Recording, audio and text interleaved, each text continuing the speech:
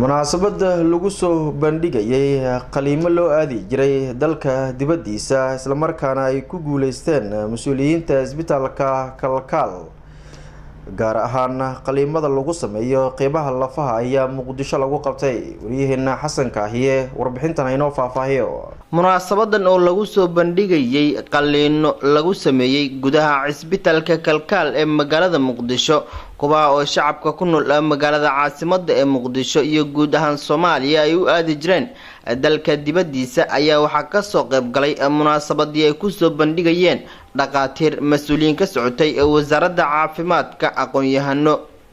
iyo qaar ka mid ah bukaanadii lagu dabiibay isbitaalka Kalkaal ee magaalada Muqdisho. مسؤول كسعودي وزارة عافيمادك الدولة الفدرالية الصومالية ayaa waxa uu sheegay in wasaaradda caafimaadka ay dhiirigelinayso isbedelka uu ku soo kordhiyay saaxada caafimaad ee Soomaaliya isbitaalka Kalkaal. waxaan arkayaa dhalinyaro badan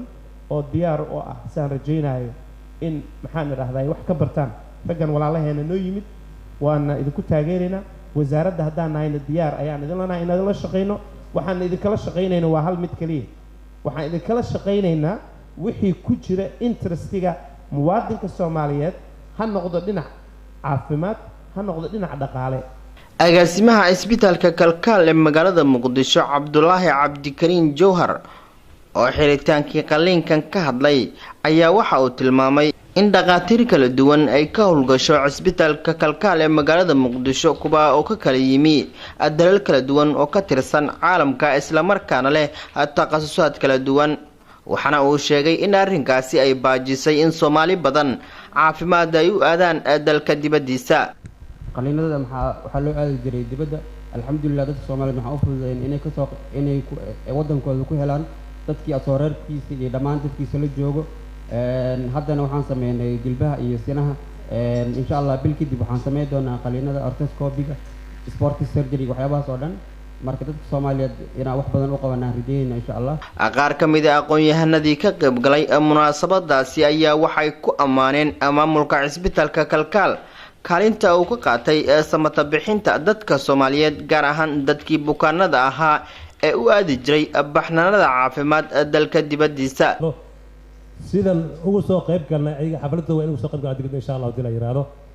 mid labaad waan ognahay dunida waxa looga dhaqan yahay saddex qaybood wadanka toon lahayn waxbarasho caafimaad iyo amni noloshiisu ma ahan mid jirtaan la dila yiraahdo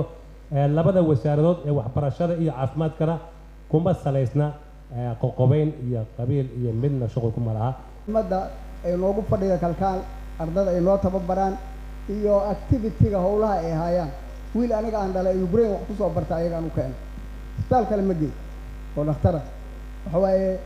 taasna waxay cadeynaysaa Kalkaal sida ugu qanacsanaay dhalinyarada dadka jooga activity-gooda waxay qabanayaan. gundhiga munaasabadan oo ahayd soo bandhigida qaliimo kala duwan oo ku saabsanaa qaybaha lafaha oo ay fuliyeen isbitaalka Kalkaal ayaa xiritaankiisa dadkii ka hadlay waxa qayb ka ahaa qaar ka mid ah dad isbitaalka Kalkaal loogu sameeyay qaliino kala duwan. maama Faadumo Faarax Roble waxay ka mid ahayd hooyooyinkii qaliinka loogu sameeyay isbitaalka Kalkaal ee magaalada Muqdisho. Sheekh Maxamed Faarax oo ka mid ah ehelada maama Faadumo ayaa ugu mahadceliyay maamulka iyo shaqaalaha isbitaalka Kalkaal qaliinka lagu guuleystay ee ay ku sameeyeen maama Faadumo. waxa uu tilmaamay in qaar ka mid ah isbitaalada Muqdisho wax looga qaban kari waayay maama Faadumo isla markaana ay ku guuleysteen qaliinkeeda isbitaalka Kalkaal ee magaalada Muqdisho. eedaday waxaan uga quusanay in aan halkan wax uga qabanno ilaa 3-4 goorna waxaan isku daynay in aan Hindiya u qaadno ilaahay fadligii maanay suurto gelin waxaan ka baaqanay ama ka nabad galnay safarkii oo aan wadinayn Hindiya ama meel kale ama Turki. isbitaalka Kalkaal ayaa waxa uu qayb ka yahay isbitaalada waaweyn ee ku yaala magaalada caasimadda ee Muqdisho waxaana ka howlgala dhaqaatiir leh takhasusad kala duwan kuwa oo ka kala yimi daafaha dunida. orthopedic care for fractures, for simple fractures like elbow fracture in children. The simple procedure is there. I can teach them and learn and they spread the message to whole of Somalia, then children will not have deformity. Xasan Kaahiye, Som News TV, Muqdisho.